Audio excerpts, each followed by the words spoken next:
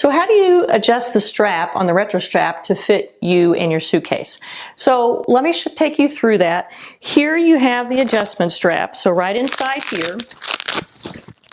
And what I would suggest is that you have this adjustment made before you leave the house. And it may vary depending on the weight of your luggage, so you may have to adjust it depending on, what trip this is. So you've got the adjustment strap right in here. The D-ring is facing up. You take that little piece of Velcro off. There is a little buckle right here that you flip up.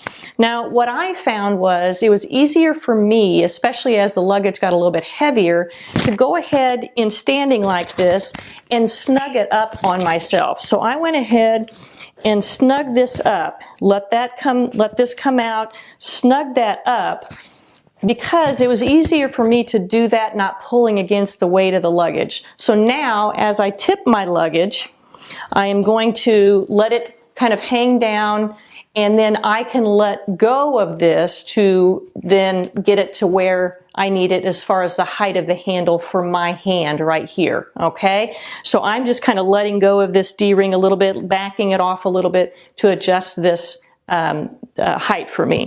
So now that I've got it adjusted, I'm going to put this little buckle back down.